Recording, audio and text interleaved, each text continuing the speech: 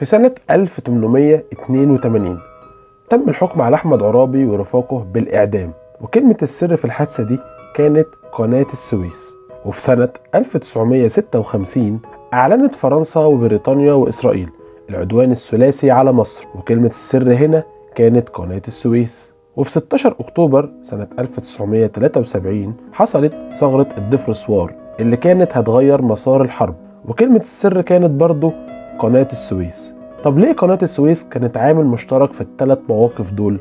وإيه هو تاريخ قناة السويس؟ وإزاي قناة السويس كانت دايما سلاح ذو حدين في تاريخ مصر؟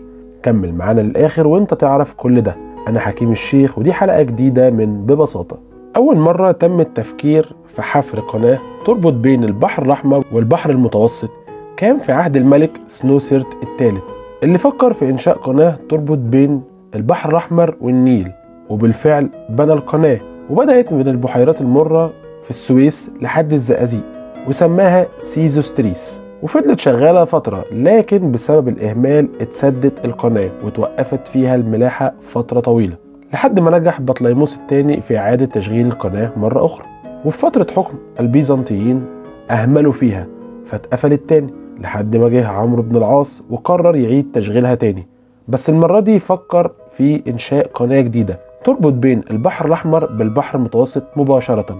ولما رجع وقتها للخليفة عمر بن الخطاب نصحوا فيها إنه يرجع عن فكرته لخوفه من ارتفاع منسوب مية البحر الأحمر عن البحر المتوسط فيسبب فيضانات ويأذي الناس. وبعدها جه أبو جعفر المنصور وقرر إنه يردمها عشان ما يتهربش منها المؤن لأهل الحجاز اللي كانوا أيامها عاملين ثورة عليه. وهنا فضلت القناة مقفولة سنين لحد ما أصدر السلطان العثماني سنة 1854 فرمان بحق الامتياز لفرديناند دي ليسيبس بإنشاء قناة توصل كده من البحر المتوسط للبحر الأحمر، وتكون شركته هي المشرف على إدارتها وليها حق الانتفاع لمدة 99 سنة، والحكومة المصرية ليها يدوب 15% بس من الأرباح في الفترة دي. ومن ضمن الشروط إن القناة تكون محايدة، يعني ما تبقاش في صف حد وقت النزاعات. وبالفعل اتبنت القناة بعرق ودم حوالي 1,000,000 مصري ولمدة 10 سنين. في يوليو سنة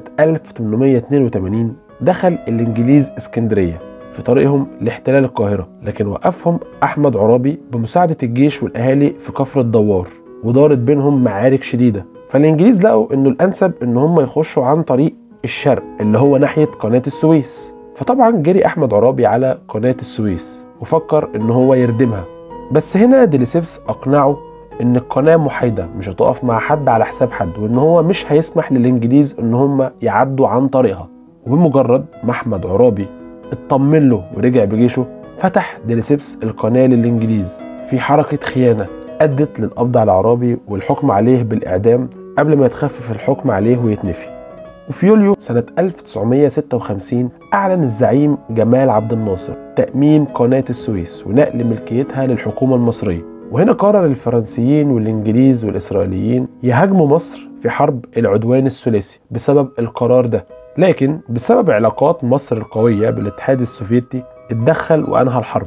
وفي سنة 1973 وتحديدا 16 أكتوبر وأثناء الحرب استغل اليهود وجود ثغرة ما بين الجيش الثاني والثالث في منطقة الدفرسوار، فعبروا القناة في الضفة الغربية وعسكروا فيها وطلبوا المساومة عشان يغيروا مسار الحرب، لكن يشاء ربنا إننا ننتصر في الحرب وترجع تاني قناة السويس تشتغل في نفس اليوم اللي اتقفلت فيه 4 يونيو سنة 1975 ولحد يومنا ده. المشترك في الثلاث مواقف دول هو قناة السويس اللي دايما كانت سلاح ذو حدين في تاريخ مصر، ودايما حاول أعداء مصر على مر التاريخ يبعدوها عن إيد أصحابها عشان عارفين قد إيه هي مصدر قوة كبير.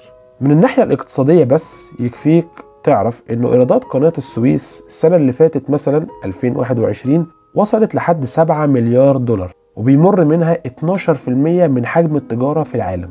أما من الناحية الاستراتيجية فقناة السويس عبارة عن وسيلة ضغط كبيرة جدا ومركز نفوذ وقوة. تخيل في بالك كده إن قناة السويس لم يتم تأميمها سنة 56 وفضلت خارج إدارة المصريين، وحصلت حرب 67 وقررنا إننا نرجع أرضنا.